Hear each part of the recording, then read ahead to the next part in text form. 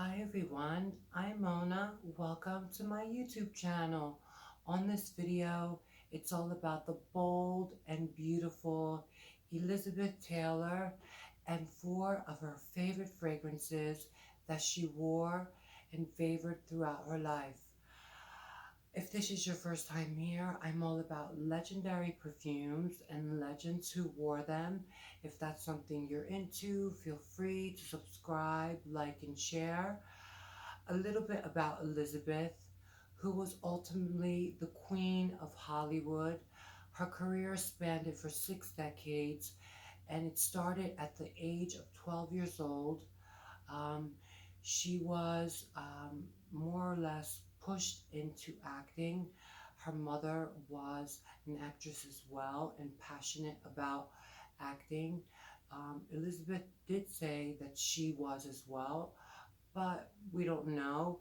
But if it wasn't for her mom pushing her, um, maybe she wouldn't have, started acting. But she had success from the very start, scoring the role of Lassie, and then, of course, National Velvet.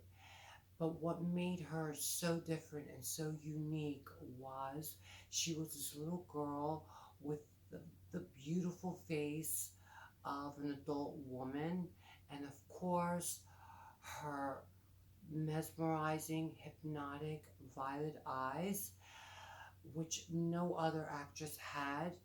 And we can say that her face was her fortune, um, but she definitely paid a price for her beauty. And she was married 8 times, had, an incredible jewelry collection, probably one of the largest in the world. And she um, was a caring, compassionate, empathic woman who really stood up for the underdog. And she, helped many of her friends.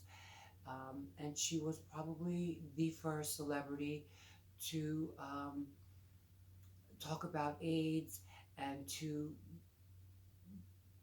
give public awareness of the disease at the time, which everyone was afraid of and, was ignorant about.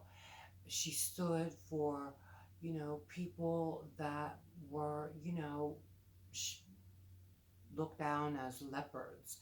And she was a bold, brazen woman who, battled her addictions for many years and her tumultuous relationships, of course. But if there was ever a term that was most true to Elizabeth Taylor, that is a cat has 9 lives, because she really, um, they said, died a couple times in her life and lived to tell. Um, she was glamorous, beautiful. She loved beautiful things. She loved doing her own makeup and skincare. She didn't have a stylist. She, picked and chose everything from her jewelry to her hairstyle. Unlike most celebrities today, the actresses then all were unique because they were their own creation in a sense. And she had that magnificent face that was just utterly just beautiful, to say the least. That was her gift, and of course made her a star. And I'm going to get into the fragrances now. The first perfume I want to talk about is a 1944 release, and it is none other than Femme by the House of Rocha. This perfume is a fruity, peachy, mossy sheep breath fragrance. Um, very vivid, of course, at the base. It's very fleshy, feminine, and sexy, in my opinion. And it has a fan base till this day. They did reintroduce it or relaunched it in the 90s. Oliver Crest was, I think, the nose behind the new one, and it is just as good, if not, um, I would say better than the vintage. But I highly recommend Femme by the House of Rashad if you love fruity chypre fragrances, and she definitely did in the 1940s. Um, and I noticed throughout all these fragrances, the one thing they have in common is that they're extremely sexy. The second perfume is a 1962 release that she happened to be wearing on the set of Cleopatra, and it is Bala Versa by the House of Jean Desprez.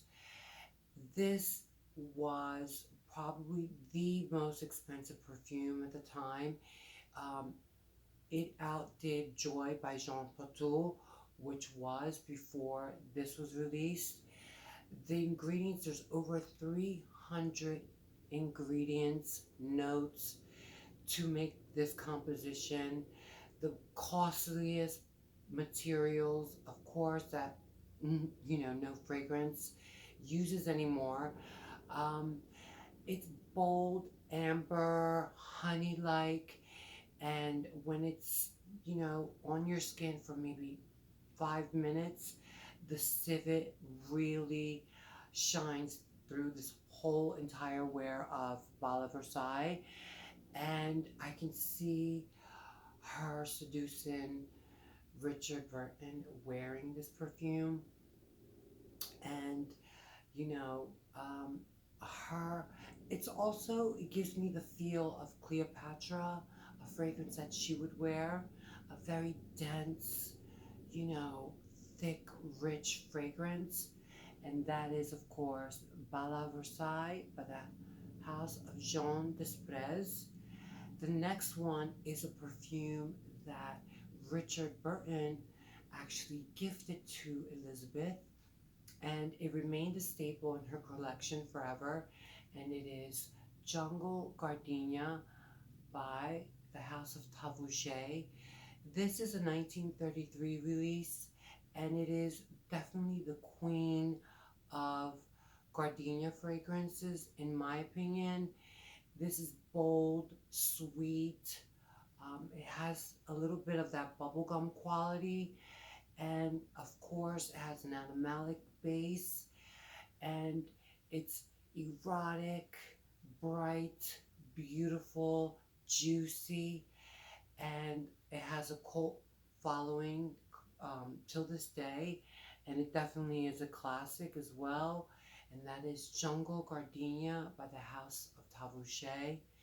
And last but not least, it's the fragrance that she favored the most at the end of her life, and also probably the most successful celebrity fragrance release releases, and it is White Diamonds, which was released in 1991, and this was definitely favored by Elizabeth. Her daughters, her granddaughters said that when they would go to the house um, to visit their grandmom, that whole entire Bel Air mansion smelled of white diamonds. And this is an aldehydic, sparkly jasmine fragrance with a civet base as well. So she must have loved floral and civet at the same time, because all these fragrances have that civet base. This is a sparkly fragrance. It definitely has a liquid diamond quality about it, and um, people love it till this day, and she will always be remembered and known for this iconic celebrity perfume, White Diamonds. I guess that's it. With that, I'd like to close. I want to dedicate this video to Elizabeth Taylor and to all of her fans out there. I will see you guys very soon in my video to come. Bye bye.